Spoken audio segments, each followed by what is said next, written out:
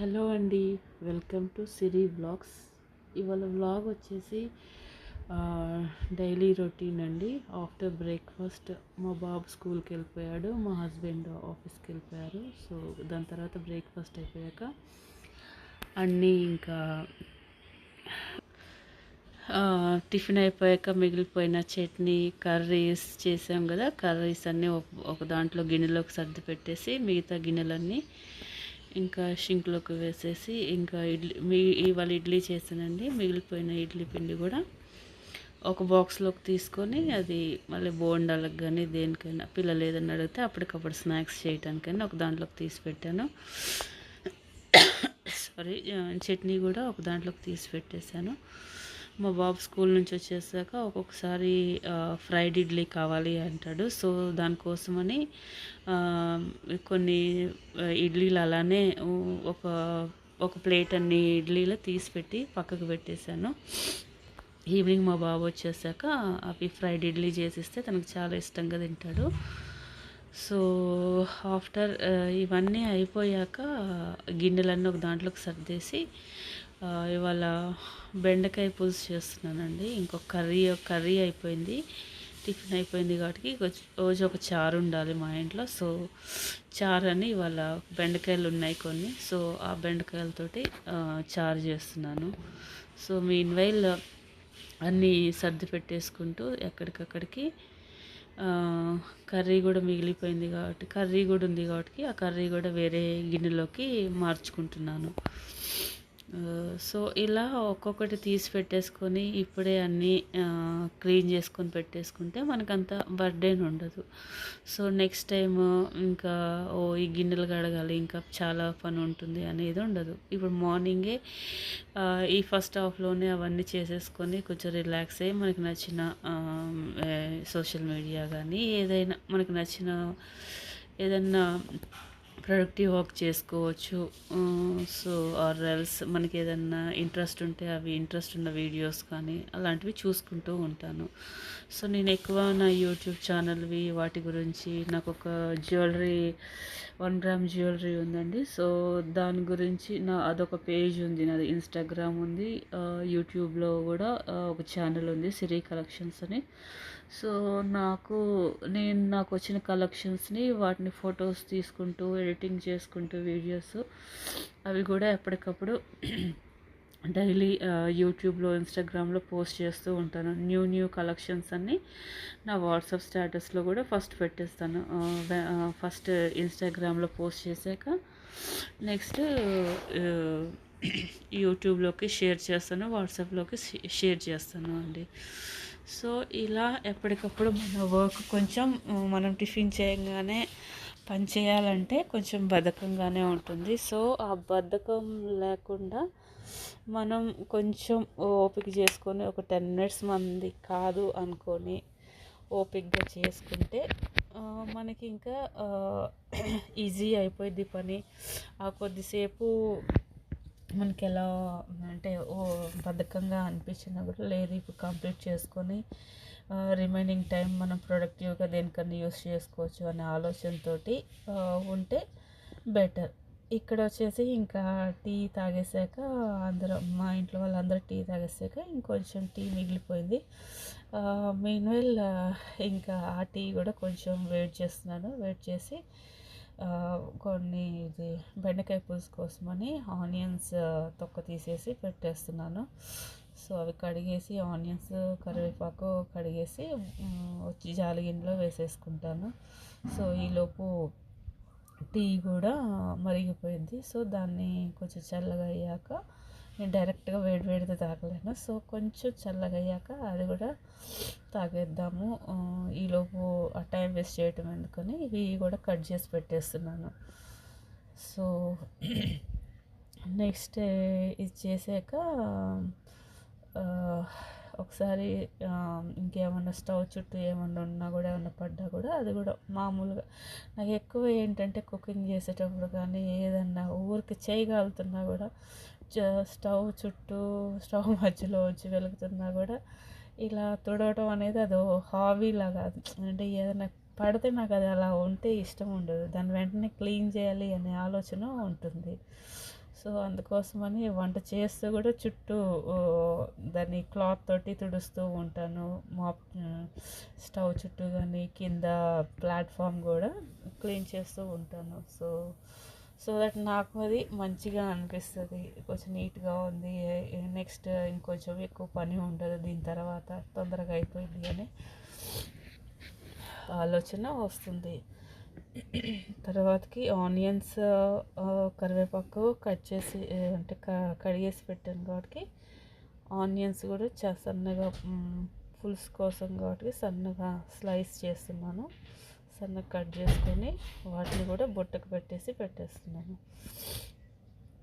దానిని ఒక ప్లేట్లోకి పెట్టేసుకొని ఈలోపు బెండకాయలు అవి కడిగేసి అవి కూడా బుట్టకేసుకొని అవి కూడా చిన్నగా కట్ చేసుకొని బెండకాయ పులుసుకు కావాల్సినంత కొంచెం మీడియం సైజులో కట్ చేసుకొని పక్కకు పెట్టేసుకొని ఉంటున్నాను.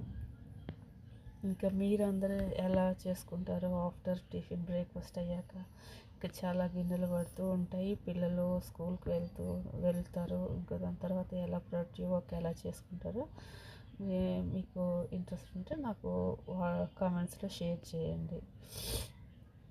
ఇక నా బెండకాయలు కట్ చేయటం అయిపోయింది అండి.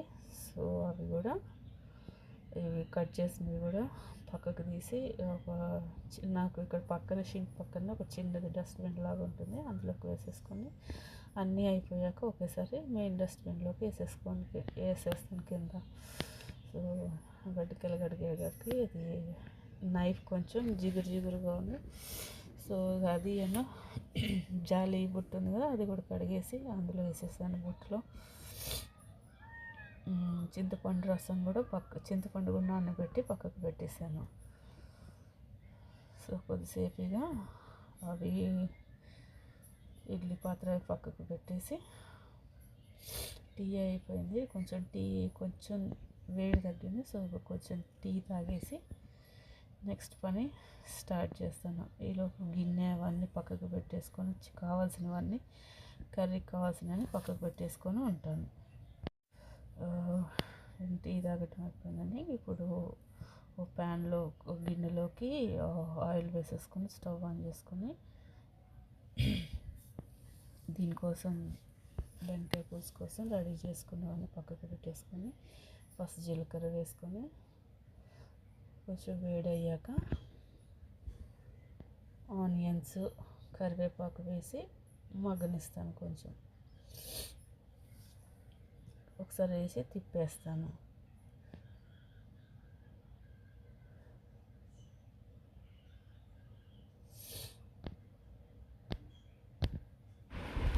ఇప్పుడు సరిపోని పసుపు వేసి ఒకసారి కలుపుకొని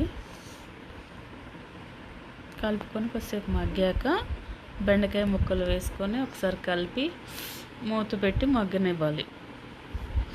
అప్పుడు పచ్చిగా లేకుండా కొంచెం మంచిగా మగ్గి కూర సాఫ్ట్గా అయింది కొంచెం.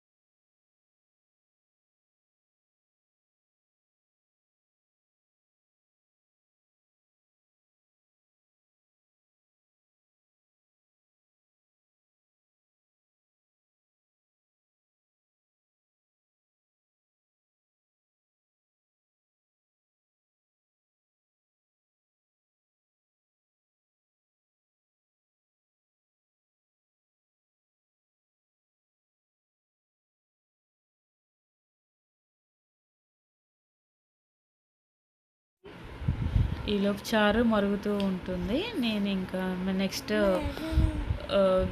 గిన్నెలు కడిగేసి బుట్టకేసేస్తే ఈలోపు చారు మరుగుతూ ఉంటుంది. ఇంకా నెక్స్ట్ వేరే పనులు ఏమైనా ఉంటే చూసుకోండి, చేస్తూ ఉంటాను. ఇలా ఒక పని ఒకే దగ్గర కాకుండా ఒక్కొక్క పని చేసుకుంటూ మల్టీ టాస్కింగ్ చేస్తూ ఉంటుంటే టైము సేవ్ అయింది, పని అయిపోయింది. సో ఎప్పటికప్పుడు మనం పని చేసుకుంటూనే వంట చేసుకుంటూనే గిన్నెలు కూడా కడిగేసుకుంటూ ఉంటే గిన్నెలు కూడా ఎక్కువ పడవు, మనకి అంత బర్డెన్గా అనిపించదు ఎప్పుడు కడిగేసుకుంటూ ఉంటే. అన్నీ రుద్దేసుకున్నాక మ్యాక్సిమం కొన్ని అన్నీ రుద్దేసుకున్నాక మళ్ళీ ఒక బ్యాచ్ వరకు అంతా కడిగేసుకుంటాను. చుట్టూ రుద్దేసి మళ్ళీ కడిగేస్తే ఇంతకుముందు ఏమన్నా సోపు అదంతా ఉన్నా కూడా పోయిద్ది. సో నీట్గా కడిగేసుకున్నాం. అన్నీ కడిగేసుకొని బుట్టకేసుకొని మంచిగా వాటర్ అంతా పోయాక వేరే వాటిలో అన్ని కబోర్డ్స్లోకి సర్దేసుకుంటే ఎప్పటికప్పుడు మనకి చిరాకుగా అనిపించదు. మళ్ళీ కడిగామో మళ్ళీ సర్దాలా అనే మళ్ళీ బర్డెన్ లేకుండా ఈజీగా అయిపోయింది ఎప్పటికప్పుడు పని చేసేసుకుంటే. ఒకసారి అన్నీ క్లీన్ చేసుకున్నాక ఇంకా షింక్ చుట్టూ ఉన్నదంతా క్లీన్ చేసేసుకొని ఆ ప్లాట్ఫామ్ అంతా క్లీన్ చేసుకొని వాటర్ తోటి వైప్ చేసుకొని అది ఇంకా వైపర్ తోటి అంతా వైప్ చేసుకుని స్టవ్ కూడా ఒకసారి తుడిచేసుకుంటే మనకి ఇక ప్లాట్ఫామ్ కూడా నీట్గా కనిపిస్తుంది. మనకు కూడా మెస్సీగా లేకుండా బాగుంటుంది. ఇంకంతా నీట్గా క్లీన్ చేసుకున్నాక తర్వాతకి ఇక్కడ బెండకాయ పులుసు ఈలోపు మరిగిపోయింది, రెడీ అయిపోయింది. సో దాన్ని మంట ఆఫ్ వేసేసి ఇక పక్కకు పెట్టేసుకున్నాను. ఒకసారి స్టవ్ అంతా తుడిచేసుకొని ప్లాట్ఫామ్ కూడా నీట్గా తడి లేకుండా వెట్ క్లాత్ తుడిచేసి తర్వాత డ్రై క్లాత్ తుడిచేసి పక్కకు పెట్టేస్తే నీట్గా ఉంటుంది, మెస్సీగా ఉండకుండా.